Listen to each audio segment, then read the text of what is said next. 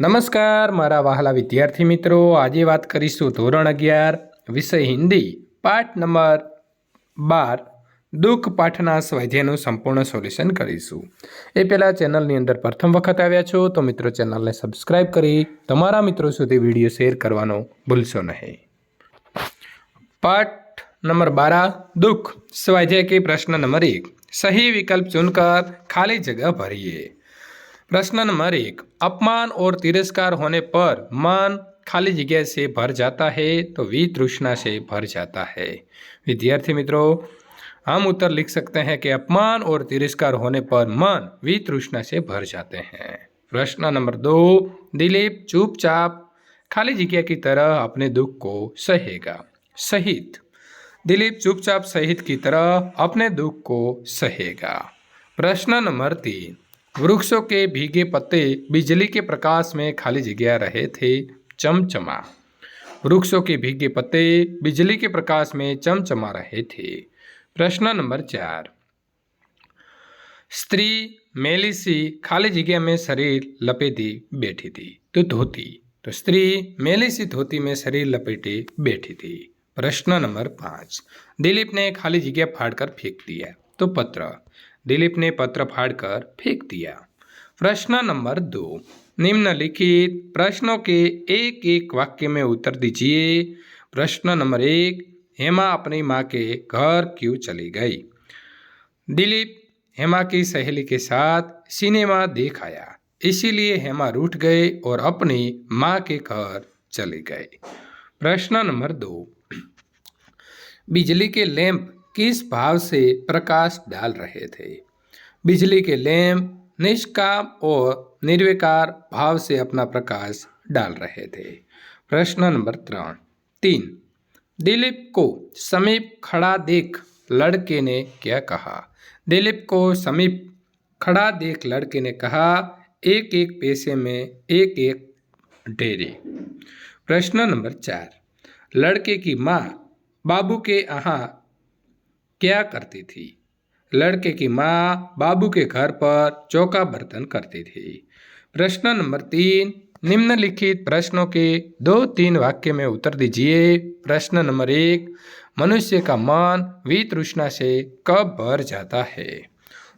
विद्यार्थी मित्रों, हम उसका उत्तर लिखेंगे जब कोई आदमी दूसरों की अपेक्षा किसी व्यक्ति को अपना समझकर उस पर भरोसा करता है तो उससे वो कृतज्ञता की उम्मीद नहीं करता, मगर जब उसी से अपमान और तिरस्कार मिलता है तो मन वितृष्णा से भर जाता है। प्रश्न नंबर 2 जगतू के अद्भुत नमूने क्या है? उत्तर आएगा दिलीप रात को 9:30 बजे मीटो पार्क से सुनसुना मार्ग से घर लौट रहा था।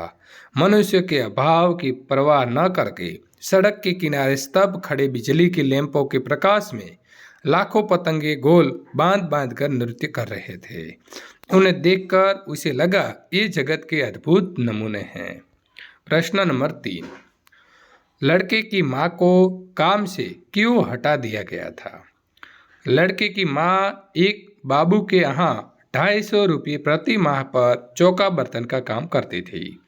जगतू की माँ ने बाबू से कहा कि वो 200 रुपये में सब काम कर देगी, इसीलिए बाबू की घरवाली ने उसे काम पर रख लिया और लड़के की माँ को हटा दिया। प्रश्न नंबर 4 स्कूल वालों ने जगतू की माँ को क्यों निकाला? उसका आंसर आएगा जगतू की माँ स्कूल में लड़कियों को घर से बुला कर लाती थी। स्कूल वालों ने लड़कियों को घर से लाने के लिए मोटर रख ली, इसीलिए स्कूल वालों ने जगतू की माँ को निकाल दिया। प्रश्न नंबर 5 दिलीप ने पत्र फाड़कर क्यों फेंक दिया?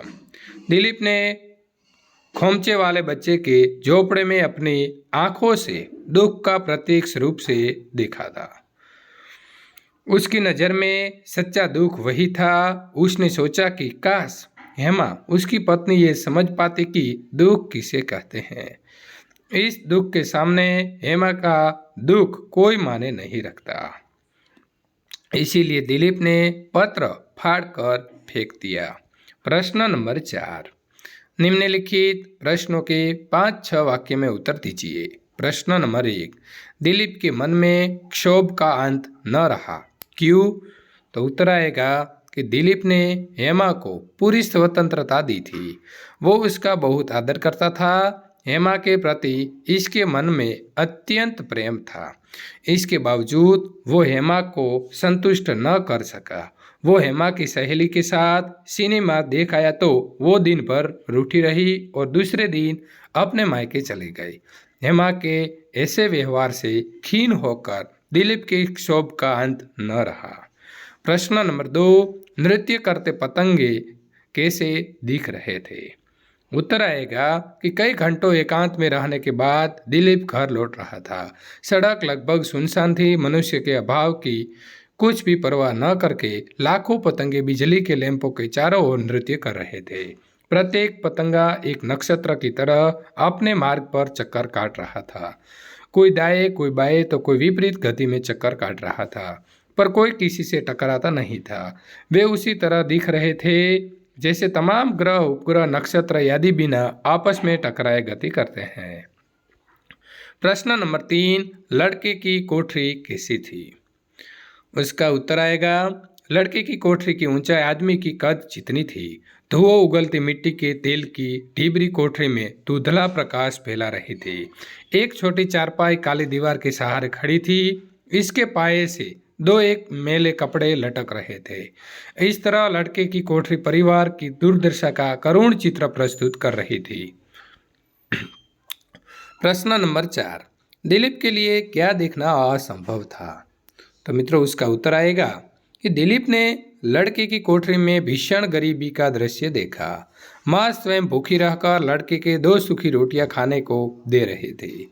लड़का जानता था कि उसकी माँ भी भूखी है। उसने एक रोटी माँ को दी, पर माँ ने भूख न होने का बहाना करके वो रोटी बेटे को दे दी। घोर अभाव में भी अपनेपन के इस दृश्य ने दिलीप के हृदय को पिघला दिया। इसीलिए और कुछ देखना इसके लिए असंभव था। प्रश्न नंबर 5, आश्रय स्पष्ट कीजिए। प्रश्न नंबर 1, मनुष्य के बिना भी संसार कितना व्यस्त और रोचक है। दिलीप एकांत की खोज में मीटो पार्क में गया था। वहां से लौटते समय उसे कोई व्यक्ति दिखाई नहीं दिया, पर सड़क के किनारे वाले बिजली के लैंपों की चारों ओर लाखों पतंगे गोल बांधकर नृत्य कर रहे थे। लैंपों के नीचे से आगे बढ़ने पर इसकी छोटी परछाई इसके आगे फैलती जा रही थी। पेड़ों की टहनियों की परछाई इसके ऊपर से निकल रही थी। भींगे पत्ते लैंपों की किरणों से चमक रहे थे। ये सब देखकर दिलीप को लगा कि मनुष्य के बिना भी संसार कितना व्यस्त और रोचक है। प्रश्न नंबर 2, काश तुम जानती दुख किसे कहते हैं। तुम्हारा ये रसीला दुख तुम्हें न मिले तो जिंदगी दुभर हो जाए। दिलीप ने झोपड़ी में बच्चे और उसकी माँ की गरीबी में ही उसके कंगाली का दुख देखा था। दिलीप को इस दुख के सामने है अपनी पत्नी हेमा का दुख नगण्य लगता है। वो सोचता है काश हेमा ने सच्चा दुख देखा होता, तब उसे पता चलता कि दुख क्या होता है। जिसे दुख मानकर वो तुनक कर मायके चली गई है, वो दुख नहीं कहा जा सकता। ऐसी बातें जीवन में होती रहने वाली आम बात है। विद्यार्थी मित्रों, हाँ, हमारा पाठ नंबर 12 दुख का स्वाध्याय संपूर्ण खत्म हो जाता है। दूसरे पाठों का स्वाध्याय देखने के लिए जो यहाँ एंड स्क्रीन दिख रही है उस पर क्लिक करके आप देख सकते हैं।